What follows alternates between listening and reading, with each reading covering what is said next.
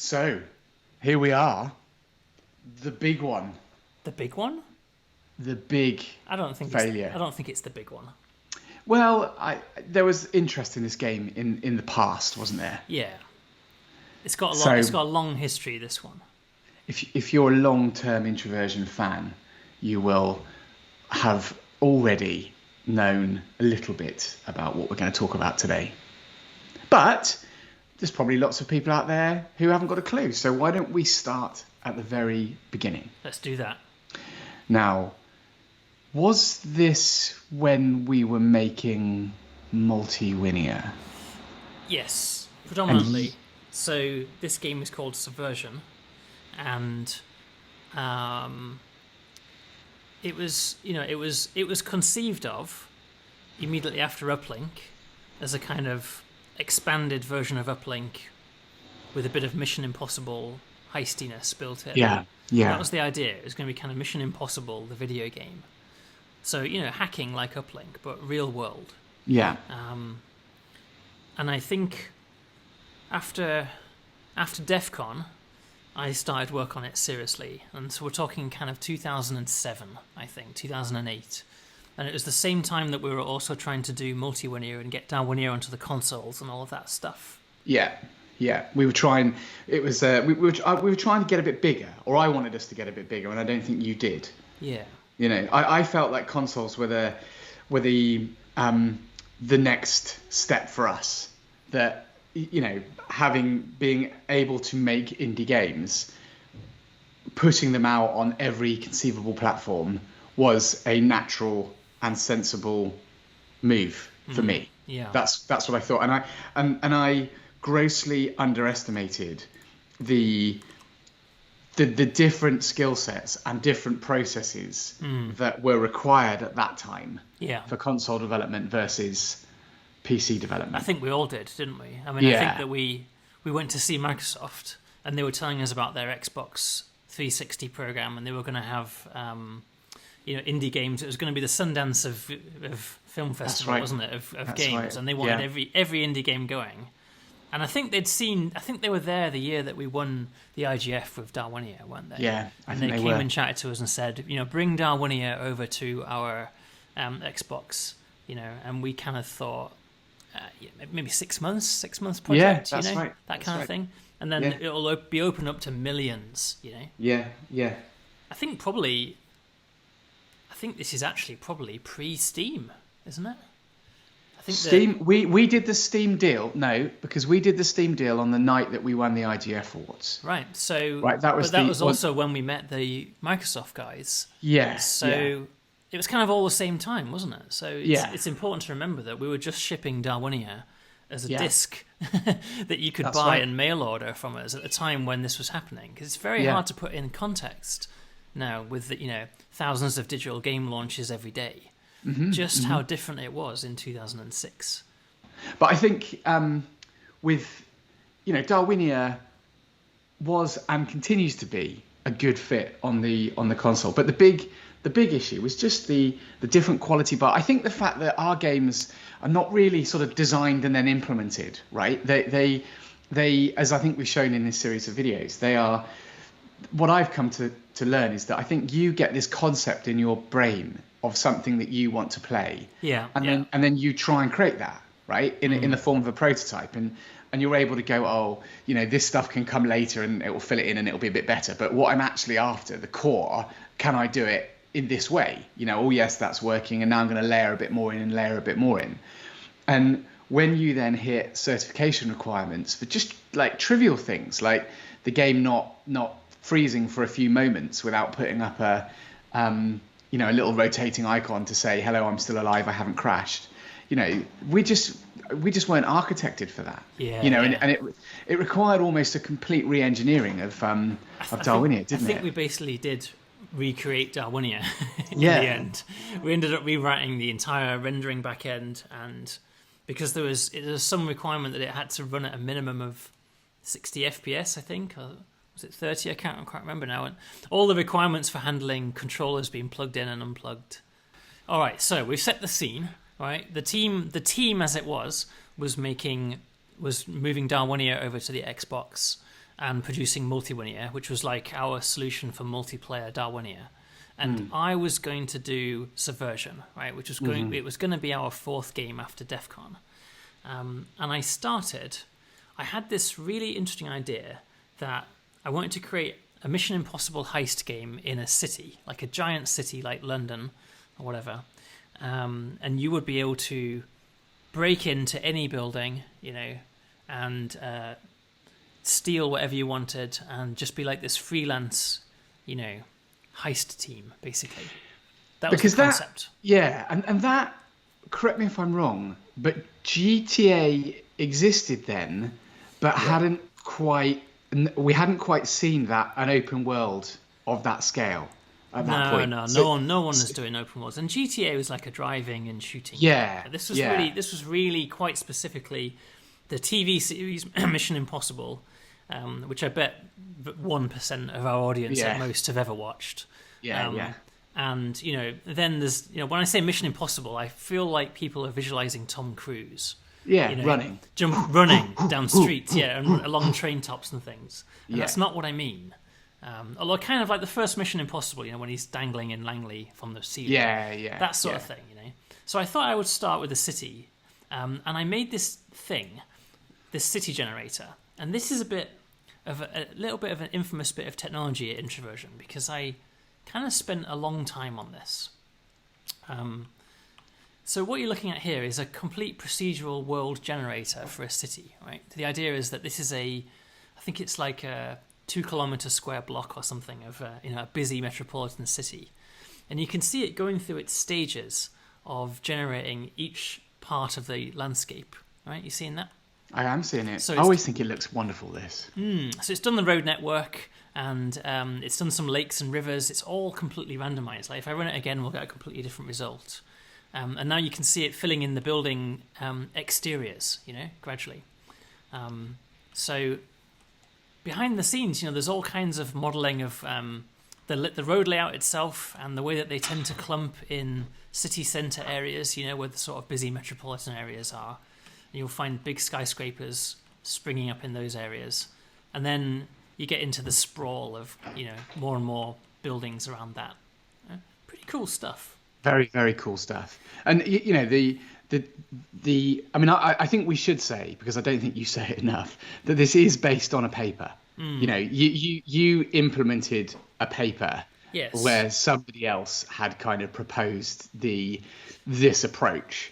And then we should like link to that paper or something and put it in the comments. Link to it in the notes section. It was Pascal and Müller, I think. It was a method for growing a city organically. That was the idea. It was this idea that you could lay out, you sort of lay out the city centres first, and then you put some major roads down between them, and then you organically grow smaller roads off them, almost like you're growing a tree, or a bush or something. But the rules are different. It's not a tree. It's not lifting up towards the sun. The roads are kind of following, but the roads are still following an organic growth pattern, And it was a lovely, lovely concept, and I read it, and it just made so much sense. And so you get these main trunk roads, that connect the major city metropolitan areas together, because you always see that. And it runs off the edge of the map there, but you always see those main roads connecting big areas. But then you get these sort of built-up areas around them as well in blocks, I just think it's wonderful, and the way that you get those large skyscrapers in the middle of nowhere. It's just so evocative of actual real cities, and you don't really think about it when you're young. You just go and you're in a city and you look at it. But as you get older, it kind of makes sense. The guy that built that one that you're just kind of on the edge of there looking at probably grew up there. That's probably right. his playground. He wanted to be the tallest building in the area, but he couldn't go over there because that's where all the banks are or something. Yeah, and when he made his money, he suddenly decided to put that monstrosity down there. But it's real. It's what cities are like. I think the stuff that I added was the paper was very much about road generation.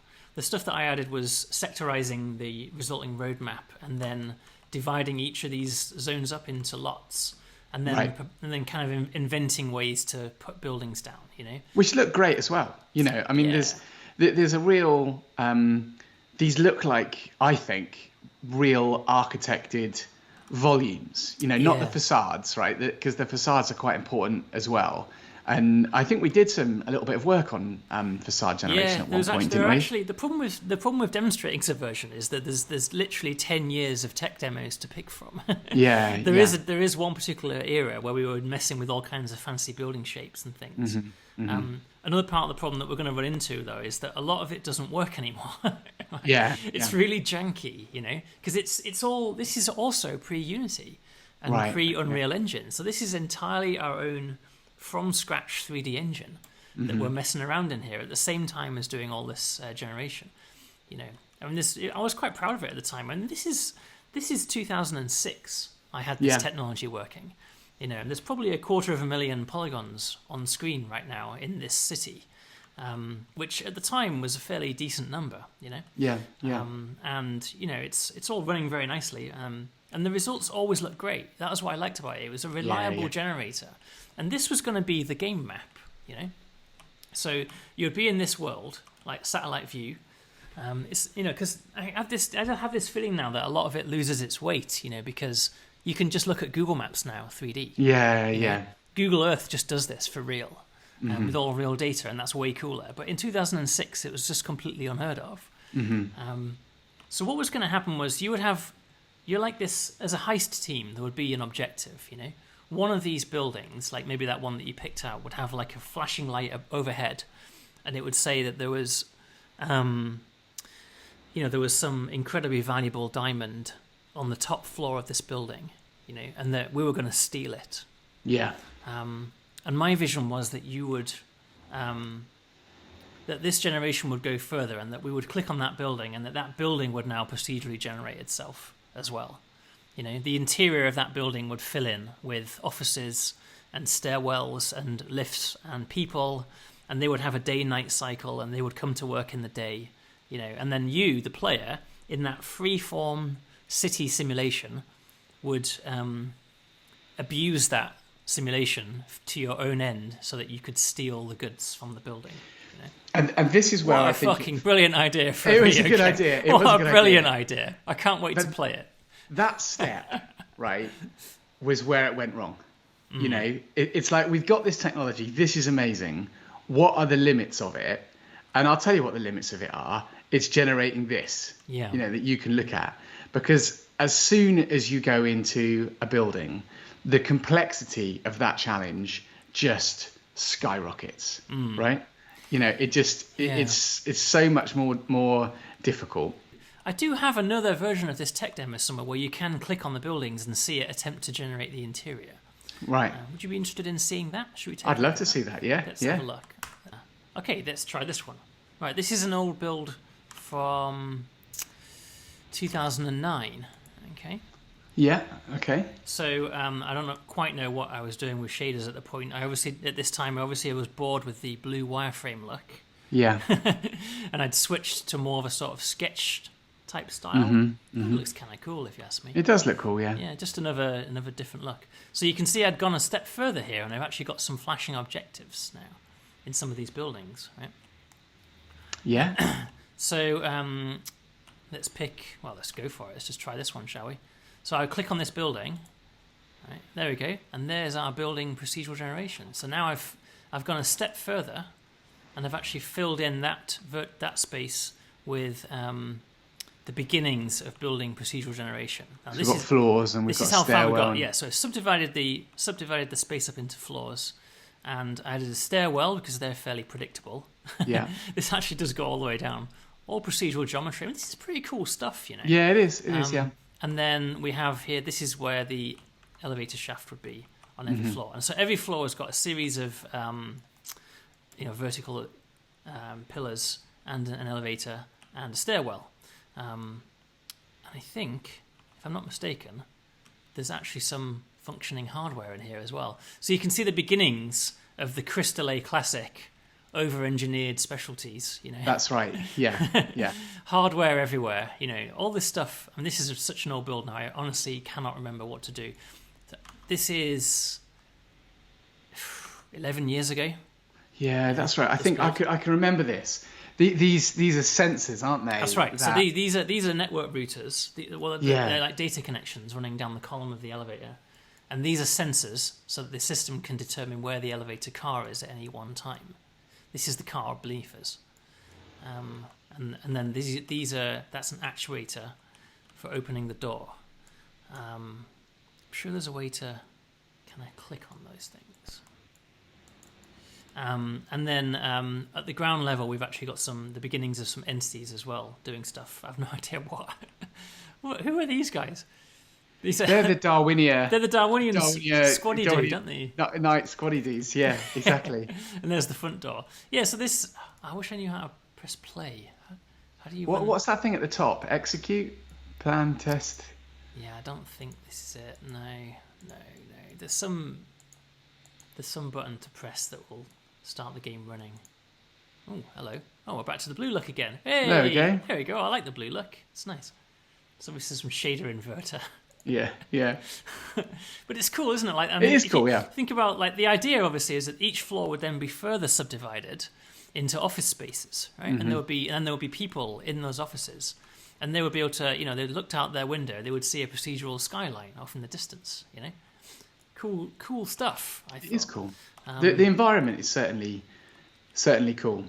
Yeah, I mean, I'm not going to pretend even for a second that we're successful in any of these objectives. Maybe it's space.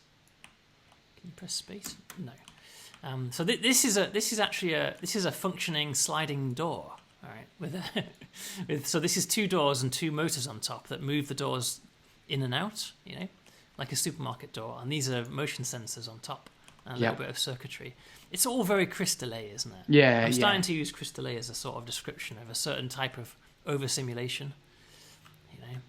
Well, I mean, it wasn't the two things came together, right? It wasn't the over simulation had to be there to serve the objective within the game, which was you wanted that kind of classic heist moment, where you use your key to open the elevator door, block the sensor, and then the car stops at a certain floor. There we go. You've done it. I managed to turn the simulation on. Oh, yeah, brilliant. There's some sort of functioning. What on earth was I playing at? What is this? I think this is a motion tracking tennis ball launcher.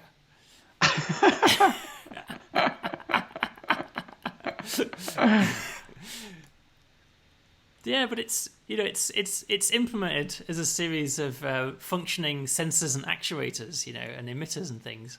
And obviously, I was planning to do some sort of, automated defenses, or cameras or something that would track you as you moved around, Okay. And I think there's physics as well. Look at that. I wrote my own physics engine. You've got to remember, this isn't Unity, right? None of this stuff at the comes same for free. time as designing all of this nonsense and all the system logic behind it, I was also writing a physics engine, and there you go. See that gun activated the motion sensors and triggered the door to open. Yeah. Which triggered the rollers. Yeah, triggered the motors exactly to turn, which in turn caused the doors to open. Looking at it now in hindsight, we were obviously insane to think about simulating all of these people going about their lives in a completely procedurally generated skyscraper, which appears to be sort of 50 floors high.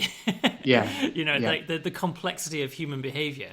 And then obviously you the player were going to come in and interact with that in some way that enabled you to sneak up the elevator and steal whatever it was, whatever the objective was, all the way on the top floor.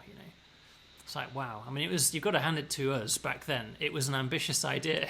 Yeah. Well, especially, I mean, again, we're looking back at it with PA's, the experience we had there, you could maybe understand how this might work in an alpha.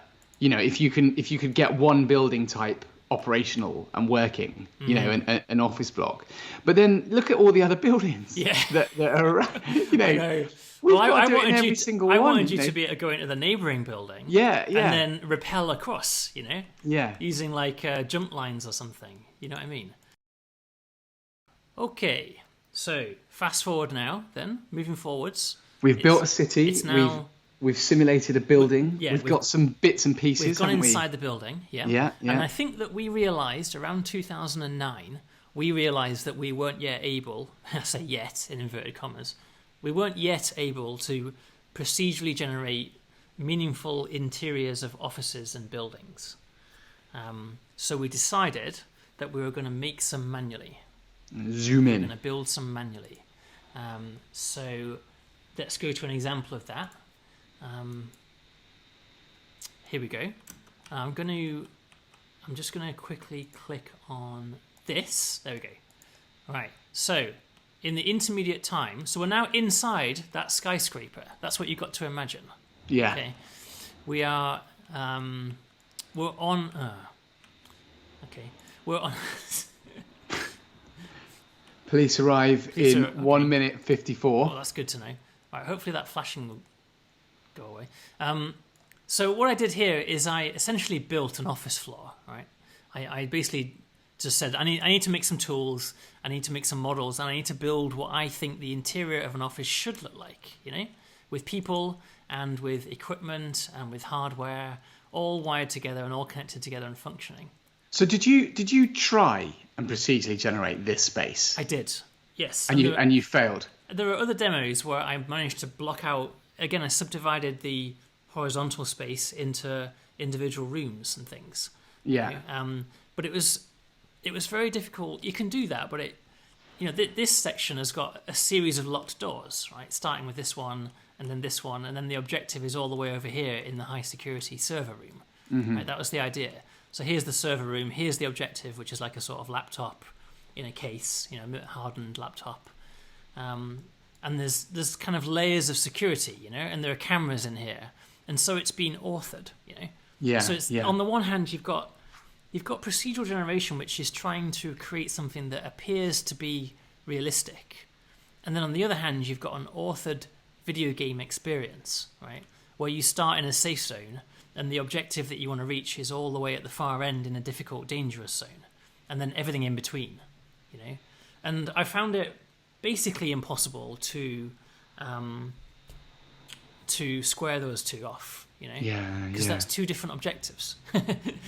So we could make a city that looked realistic, and I could probably make a skyscraper that looked realistic if you didn't look too close.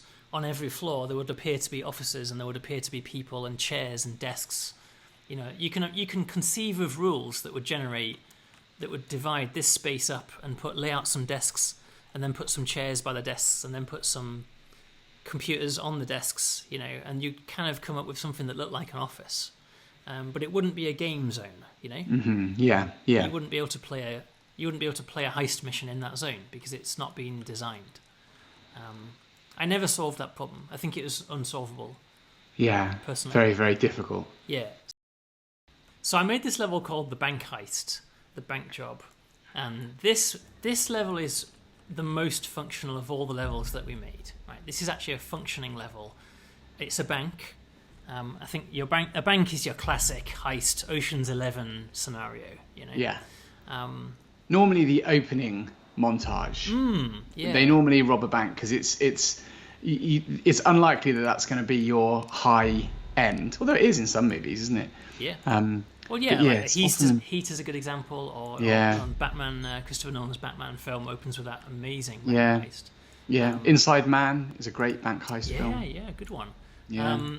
So here we have a bank, and it's simulating, but we can't see anything. So since we were last running the game, I've started to implement the beginnings of like a visibility system. Fog of War. Fog of War. This is our van, right? This is our van. We've pulled up outside the bank, parked illegally.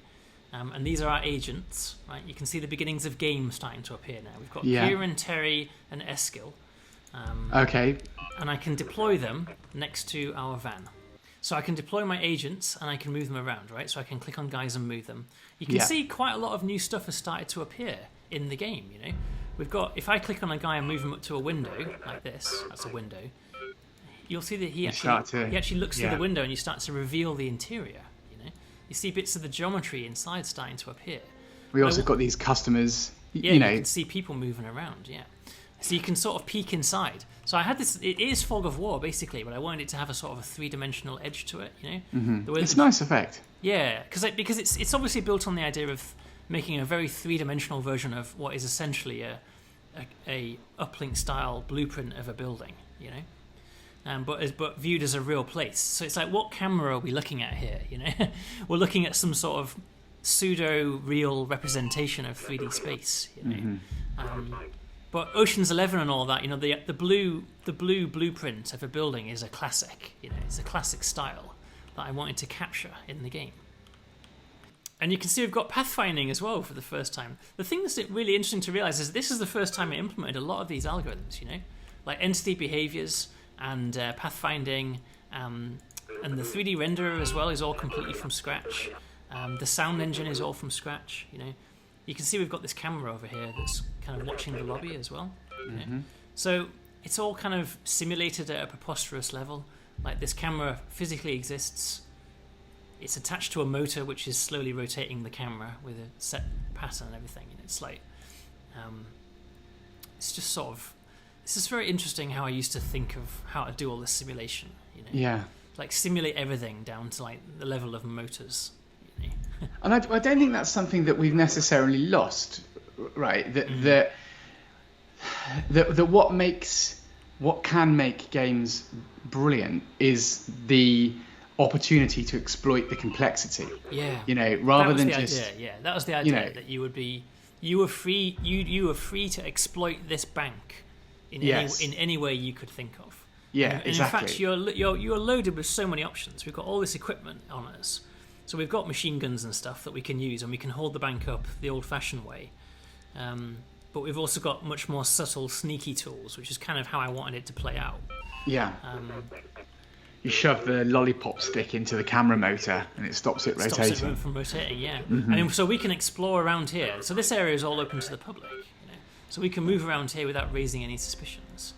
You see these little colours on the ground floor. You see that this area is outlined red, and this area is yellow. These are security levels. So this red zone is the highest security level of the bank.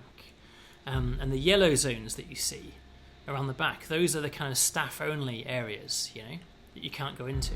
So your previous recon of this bank has revealed that that's the security layout of the area, you know. And so it means that you're free to move around this lobby without raising any suspicion, you know. So you can see there is an armed guard here. And I'm not quite sure what country this is, but there is a bank security guard here with his Kalashnikov, ensuring security. But he doesn't mind that we're walking around looking at things, you know. But we can, you know, recon is a big part of this game, you know. So we can we've got various tools in here that can help us recon the area before we sneak into the high security areas, right? So this item, for example, the wall scanner, this is a sort of Ocean's 11 classic, right? This is the device that you glue to the wall and you turn it on, and it just goes like, you know, and it reveals everything behind the wall. Well, they do exist. Yeah, I guess they kind of do. You know, there are through-wall radars that give a bit of try and give an understanding of what's going on the other side. Yeah. So I think to use it, the interface to this is janky as fuck. I think I have to target the wall and then click on place. There we go. That's working. Right. Okay. Right, there we go. We've attached a wall scanner to the wall, and now we can click on the wall scanner. Right, you can see I can actually view the wall scanner from my character's point of view, and I can click on use. There we go. And now a wall scanner starts to reveal what's behind the wall. Nice effect as well. Yeah. And the longer it runs for, the more things are revealed. Right. So you can see we've got some heavy, high security gates, and we've got some what appear to be secure doors with a keycard scanner. And here we've got what appears to be where the valuable stuff is. That's where the gold is. Yeah. Literally where the gold is. And there's some sort of room here, right, that appears to be like a sort of security room. You know? Yeah. You can see they've got monitors on the wall, and they've got some sort of piece of hardware here. This is all, you know, this is all connected and functioning. This is a functioning mini simulated computer within Subversion, you know, running its own logic system with its own connections and wires that actually connect to all the other cameras and sensors and laser tripwires and things that exist in this world, you know. You can see in this series of videos we've showed this after Wrongwire, but you can see a lot of the influences of what Wrong Wire from here. Well, this stuff right here, know. I mean, this row of laser emitters Yeah. that are behind the gate, they're all connected to a junction box, bi-directional laser emitters up to the ceiling. It's all like, I never wanted to fake that stuff, I always wanted to do it for real, so that if you were in there with a pair of wire cutters, that would do a certain thing. If you were in there with a mirror, that would do something else. Or if you broke into the security room and disarmed it with software, that would do it a different way, Yeah. Right, so we know where we want to go. Let's try and break in, shall we? Let's do it. So this is the only door to get through to that area. And you can see that there is a keypad on the outside. Now, keypads are good because we can crack a keypad in the good old-fashioned uplink way. Now, one of the bank staff actually walked through that door at that point. They entered the code and walked through. I could have actually tailgated them. And the only reason why I didn't is I was too slow. Right. So if I click on that keypad, you see we get this sort of, we get this view of it from our character's point of view. Try 1, 2, 3, 4. It's always 1, 2, 3, 4. No, incorrect. So we have a keycode cracker in our backpack, and we're going to click on Use With. There we go. So there's our keycard cracker doing its uplink thing. Yeah, it is beeping. I know you can't hear sound effects, but it is. No, you were close. It's 5, 6, 7, 8. Well, and you can see that the metadata of the world is updated to include that now, so it's telling us that. I obviously... Don't forget, I also did all the models for this game, right? I invented my own 3D modeling tool and built all of these 3D models, like these cash registers and stuff. But I didn't get as far as doing texturing. Yeah. So there's no numbers on the keypad. Right, so we've opened that door, so we can step through into this staff-only area. All right, and immediately a bank patrol guard with a Kalashnikov has walked in with us. Hey you, what are you doing in here? So, this is one of the areas where I could shoot him, but then everyone would run away and it would be the end of the demo. No, shoot him with your silencer on. Okay, yeah, we can go that way. Let's do that. I've paused the game. Right, you might notice a little bit of a game mechanic occurring here. See this thing in the top right, recon time. Okay. Ticking down. The game even though we're paused. The game will only remain paused for that long. Okay. And then real time will resume. And you increase your recon time by successfully doing recon, right? By revealing territory and by examining cameras and equipment, your recon time goes up. It was going up during the demo, I just forgot to mention it. So the idea is that as you get more and more information about the site, you get more ability to plan with time in this sort of simulated paused mode. It's a bit gamey, but it seemed to work quite well. Mm-hmm. So, you're suggesting then that we use physical force against this guy? Yeah, he's got a gun and he's about to shout. That's true. His mouth's open. We've got to silence him immediately. Well, we have a tranquilizer gun. Yeah, that'll do. So we'll be the good guys. We can equip that. Yeah. And this is when we have a tranq gun, we get this different set of options. We want to go for this one. Yeah. And then there we go. So yes. He's unconscious. Jesus. God, Jesus. What kind of elephant tranquilizer gun? You shot him with the wrong gun. All right, let's put the tranquilizer gun away. Let's move the body. Yeah. I can't move the body yet because I haven't got anywhere to hide him. Right, let's put the body down. Let's hide him in this room. This is where the cash registers are, right? So we can actually open this door. It's got a key lock on it. Well, he might have a key. He doesn't. I looked on the ground. He had a taser. The keys are all in here with the staff, but I don't want to go in there yet. But I do have a drill. So if I target that key lock, I think that's it. There we go.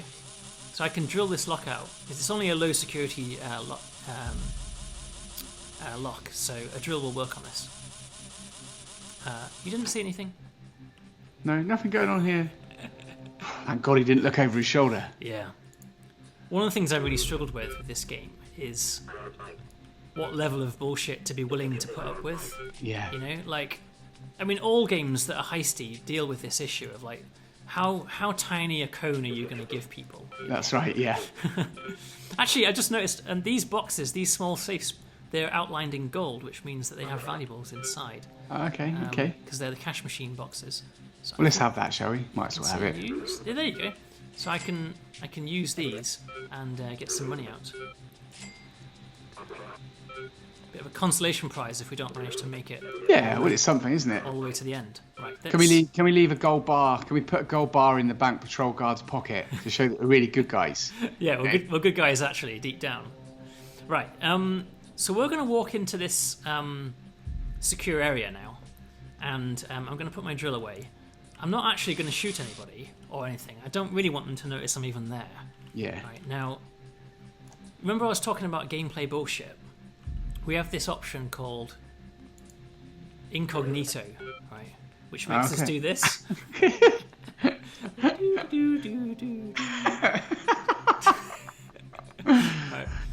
I think that's when I knew that this had gone wrong. Yeah, this is the gamification of Brad Pitt being the smooth talker. Yeah. You know? Or Ocean's 11 talking their way out of a situation. The head office guy that no one's seen before. They know what to say, and they say it, and nobody is suspicious. I couldn't figure out how to do that in a game way, So I just came up with that. Right. So now these guys won't mind as we walk through this area. Hi. Good incognito. How are things down here? I'm from head office. Yeah, you guys doing well? What are you guys all doing? You guys are doing well. Your branch is up. Your numbers are up. It's going to be a good Christmas for you guys. Hey, bank manager. Yeah. I know you've never met me before, but I'm the new guy. The old guy's gone. The old guy's gone. Don't mind my radio and my backpack full of Kalashnikovs and tranquilizer guns, and the fact you haven't seen a security guard for half an hour. I'm doing an airsoft after this. All right, do you play airsoft? Right. No, you stay there. I'm just going to go and check out your vault. That's really good. I could have done the voiceover for this game. See, if only we could have recorded your... Why is there a customer there? That's in the secure zone. That's a good point. I don't know why there's a customer there. Maybe he's... I don't know. It's another team of heisters, mate. Don't be sweet. Right, so there's no guard around here, which is good news, actually, because there is another guard somewhere. So we can now reveal more of these secure rooms. Like we didn't see this with the scanner, but this is the server room. This is the actual hardware running all the bank security. So we could attempt to disable that and disable the cameras. What I actually want to do, we can't get through this lock. This strong key lock, right? We can't use it. The key is in the name, right? We can't use our drill on the strong key lock. On the strong key lock, because it's a strong key lock. We haven't upgraded to strong drill. Yeah, but I think the bank manager has it. Oh, he'll open it for us. So I could stick him up at this point with a machine gun and get him to open the vault, or I could steal his key from him. Which would you prefer? Let's just pickpocket the key. Let's stay next to him and say something a bit intimate. We're gonna have to, so that he doesn't mind. Yeah. Oh, you've done it. Yeah. That's it. That's brilliant. Yeah, I was hoping you'd pick the other option. It's a lot more fun. Mate, it's all about in and out, no one getting hurt. Yeah, good. So we have the necessary key, so we can now enter this room. And let's close that door behind us, shall we? How do you close a door? Like that? Yeah, there you go. Nobody bother me. Now, I can hear. I know you can't hear, but because we've walked into a red zone now, and you can see how our fast talk has gone red. Okay. That means it doesn't work anymore.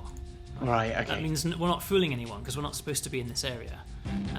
But we have tranquilized the only guard in the area, so it doesn't really matter. Right? We're going to be okay. The guard would actually come running at this point because the cameras have seen us, but there is no guard, so we're fine.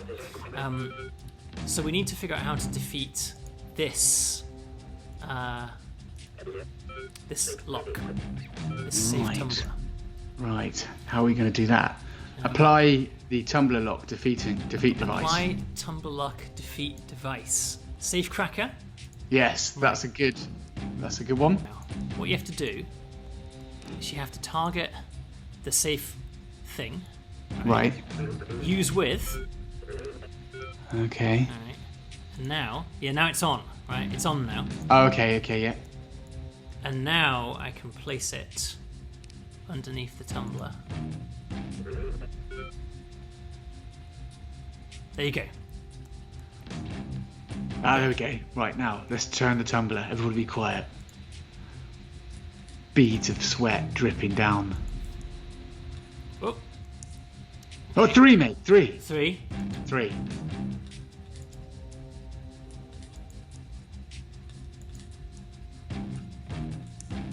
Nine.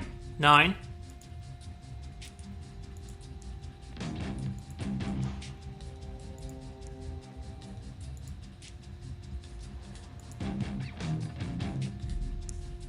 Oh, 5.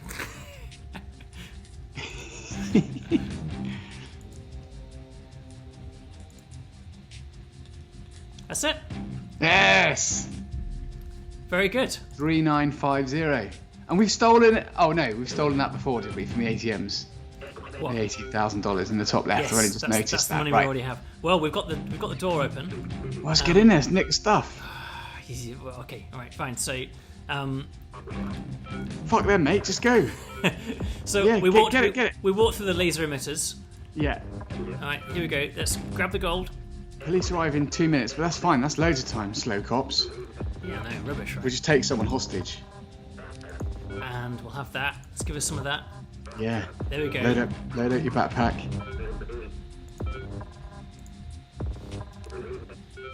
There's sort of this weird collection system going on. There we go. We've got it all. 133. Get out. $4 million. Let's go. How Get much out. is gold worth? Well, that's a lot, mate. It's, it's a good hedge. You can Right, see get there's out. the main alarm system triggering there. Yeah. All right. So I think we can just go back the way we came. Go. Yeah, absolutely. Should we do the? Oh, there you go. Yeah, nothing to see here. Don't worry about the alarm. We've got an alarm going on, guys. You might want to go and check that out. And there Out you we go. go. Right, We that's it. are out of there. I'm going to made have a big old argument with Kieran about his role in this. Well, he stood there and he intimidated the security guard in the doorway. Obviously. Oh, that's what he was doing, was it? No, he was playing no part in the simulation whatsoever. He was looking mean. There you go. What, get in the van, get out? No, there is no getting in the van and getting out. I didn't get that far. Oh, right, okay. Yeah, that was it. That was a successful bank heist. That seemed to work Yeah, quite well. nice. Yeah. So that seemed quite cool. Yeah, it did, didn't it? That was. You could see how that was going to be a good game. If we'd carried on that way. We went one particular route through this level, but there are a couple of ways that you can defeat this level. And you can, so it wasn't completely linear and authored, is what I'm getting at. You could go in there with your Kalashnikov drawn and blow this guy away, and then hold everybody up so they all stick their hands up. And then you can, once they've stuck their hands up, once they're fully intimidated, you can actually move them around as if they're your own team members. Right. So you can kind of force them to do things at gunpoint.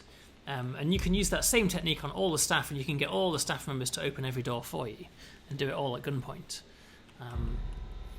And there was supposed to be another route through, which was like the computer hacking route as well. Okay. There's actually a whole hacking overlay to be messed with here of computer systems that you can break into. And you do the whole thing sort of semi-virtually. But I think what's interesting is this is like the most extreme example of over-simulation I think even we've ever seen, isn't it? Like the level of interconnect and system simulation going on for what doesn't actually give a huge amount of content. Yeah, exactly. I feel like this is a long way from where we started this video, of a procedurally generated bank in a procedurally generated building in a procedurally generated city. Well, I think that by the time I had laid this level out and set all the AI up and set all the zones up, that was when I think it truly hit me that there was never going to be procedurally generating this kind of stuff, right? Because it's just too hard. That's right. It's so complex, and this isn't even a complex level. this is a simple, small level. And that's where the over simulation comes in, because if it's authored content, then it doesn't require the complex interaction of systems. Because there's a mind, a human mind behind this level, designing it and designing the different routes through it. The goal of real procedural generation is that you don't have that human mind, right? You click a button, you get a level, and then you as a game designer can go and play that level. And it's always different. And that we did not achieve that in this case. I mean, procedural generation is used a lot in games when there's landscapes to be generated, or ruins, or kind of static, non-interactive stuff like that. Like Minecraft's a really good example. Wonderful use of procedural generation for all of its landscapes, and you get villages and stuff. Games that make intricate levels using procedural generation are much rarer, much more rare, and typically 2D as well. 3D is obviously not making life any easier, that hybrid of rich, complex system simulation and procedural generation is such a volatile mix, because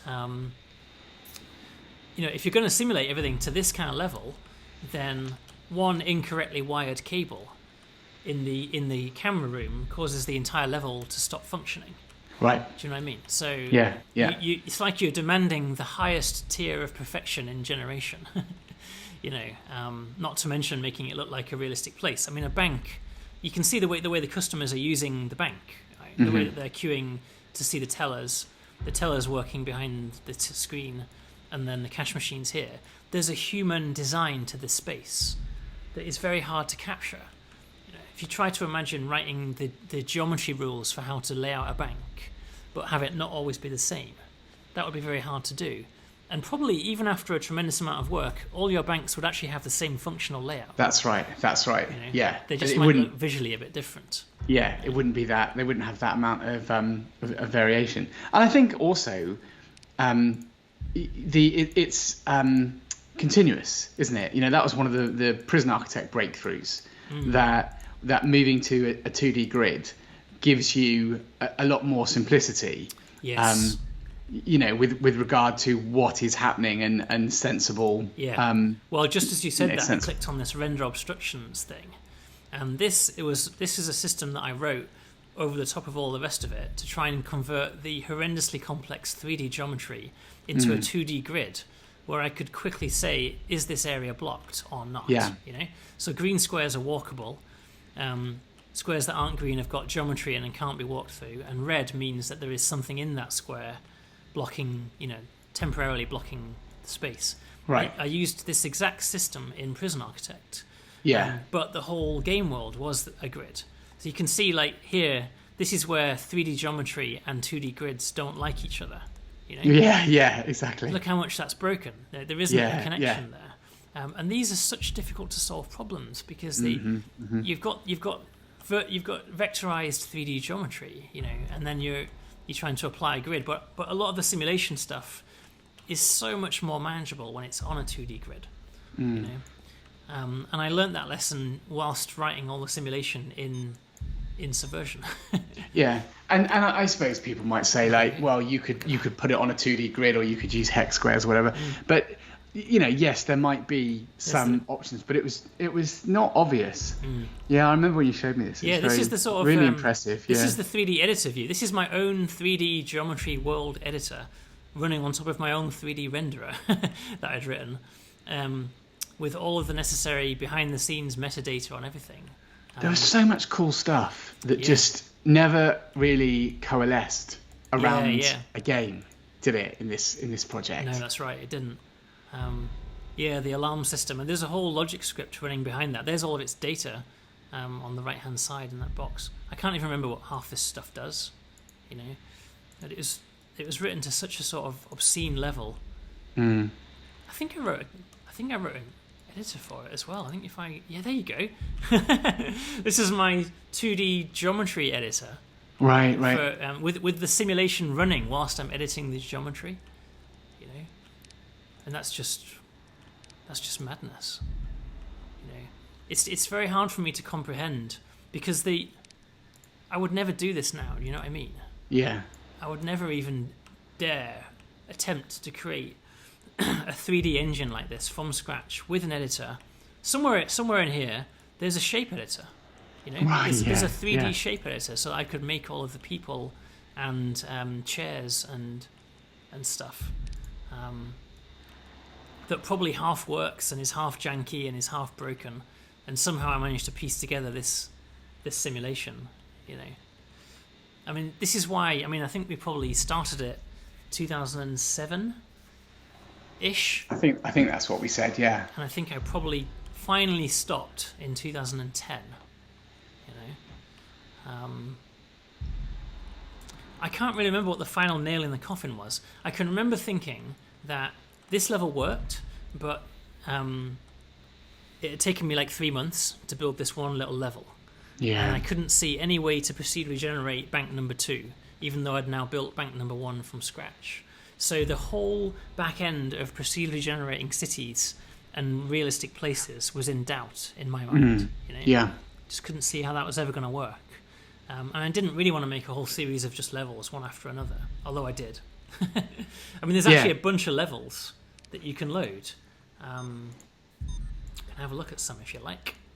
Well, I suppose it's while you're doing that, it's a good time to say that I think this is the build that we're going to make available, is it? With all of these levels in it. So yeah, I have to apologise in advance because it's very, very janky and crashes a lot. I mean, the thing to remember is it's not only is it my own 3D engine, my own 3D library, my own 3D editor and tools.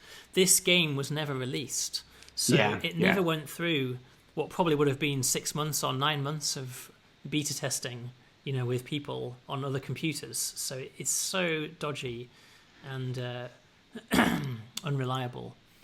So we hope it works for you, but we're making no guarantees. But on the plus side, we're only asking for $5 for it, and if you give us $5, you get access to all of the other fail masterclass prototypes. Is this number 9?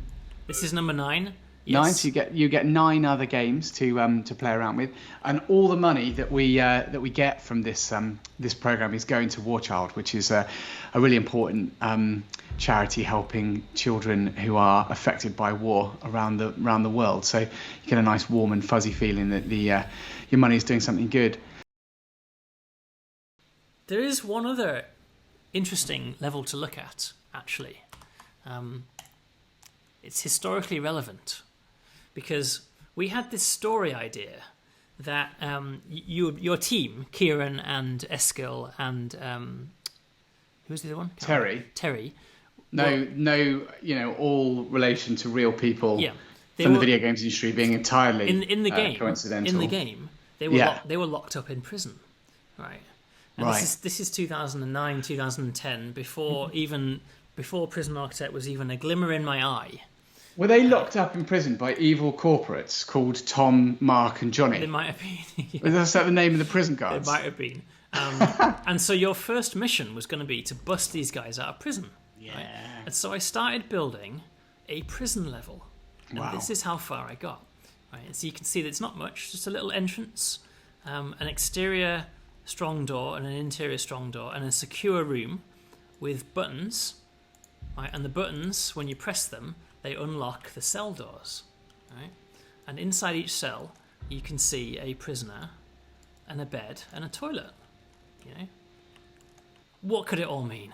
What could it all mean? And I think looking at this, right, I think I don't know, maybe it's because I've got history with prison games now, but the blue look in this particular environment just doesn't quite look right to me. Do you know what I mean? It's like it worked on the city level and it kind of worked on the bank because I'm happy with. It's like a style choice. It was a style choice. Yeah, isn't it? It's a stylistic way of showing the geometry and systems of a world without having to have photorealism. Partly driven by the fact that we're running our own 3D engine, so we don't have any support for real animation of people or textures or anything.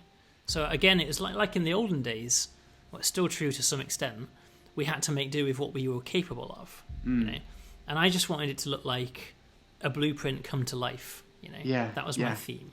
But I think you're kind of right. It doesn't capture the atmosphere of a prison at all. No, it doesn't, does it? The scales look wrong. Yeah, and things. Well, the scales are wrong. It took me another 10 years to finalise that. And I imagined that I was going to write all the logic for guards running up and down here, right, and prisoners going about their day, going to the canteen to eat lunch, going to the yard to work out and everything. And the logic behind that, I felt, was doable. Like, in my madness, I felt it was possible to write that simulation in a sensible amount of time for the creation of one level in this fucking game. Right? The very first level. And what you would probably do after all that is you'll blow a hole in the wall here, right? And then walk in and pull everyone out through the hole in the wall. And that would be the end of the level, And it would have been years and years, literally years of work to write the human behavior code for a prison. For some reason, I just, I didn't see that at the time. But I do remember, quite specifically, being in this editor. That's brilliant. And I remember looking at this mode, going, I can lay out a cell block like this. And then I could do cells like this. And I could divide them up like this. And I remember thinking that this was quite good fun. Actually, and that when I went back, it would be there in 3D, and then I would flick back to it again, and I started thinking about the layout and how, all right, well, let's move that a bit then. Ooh, that's a bit janky. And then, and it was the beginning of the end, right? But it was the beginning of something new and better, That's right. Because in that point, I actually really wanted to lay out a prison because I thought prisons are lovely and regimented. And I can see how it's going to work with a corridor like this, and this is going to be a door, and there's going to be another corridor here, and then the AI will have prisoners moving in and out on this grid, right? And so, as a result of all of that, I happened to be on holiday in California, right, with my wife, 2010. We've told this story before, right? We were talking about going to see Alcatraz, and I'd already been around Alcatraz. You and I, and Tom and Johnny went round Alcatraz in 2006. It's fascinating to me that, that's obviously the trigger for Prison Architect. But I was there 4 years earlier and no triggering occurred. So we were there in 2010, right? And I'm still working on Subversion. But behind the scenes, I'm kind of telling my wife, like, I really can't see how we're going to succeed at this game. But I do need to go, if we're going to go to Alcatraz, I'm going to take a lot of photographs and I'm going to get a lot of reference because I'm not really sure how prisons are laid out. And I'm not really sure how they really work. So I saw Alcatraz as a field trip for Subversion. Right. A way to gather information about how prisons work for the first level of the game. And I took loads of pictures and we talked to people that were there demonstrating how the locks worked and how the doors worked and how the daily routine worked. And I was making loads of notes and everything. And I think that really was it. Like on the boat coming away from Alcatraz, I told my wife that I'd had a whole new idea for a game that was all about prisons. And not just the prison level for Subversion, but like an entirely new video game. And it was just such a clear idea, And it didn't have any fucking procedural generation. It was better than that. It was going to be empty. It was going to be all the simulation that I'd been doing for Subversion, but the players were going to make the content in their own game world, not me. I wasn't going to be responsible for that. I was just going to make the simulation. And it all just fell into place. And just like that, Subversion crumbled. And we were off. And our lives were never the same again. That's right. And Prison Architect was born. And Prison Architect was born. And what a great place to end this video and also end this series. Yes, this was the final fail masterclass. Well, that's kind of confident, isn't it?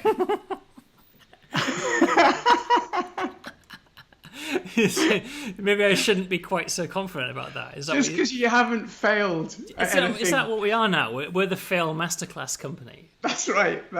Our job is now to make video games, bring them to the point where they're on their knees, and then make a video about what went wrong. No, that is not what we do. I'm not sure we'll ever really make any, like a need to earn a living feels a little bit violated by that plan.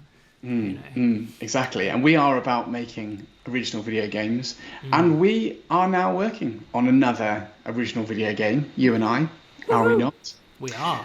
In a different way from the games that all of these projects, That's right. really. We've learned, haven't we? We've learned so much. We are cautiously optimistic. Yes, we are. And I'm not going to say anything else about what we're working on, but stay tuned because Introversion will be back. Oh, yeah.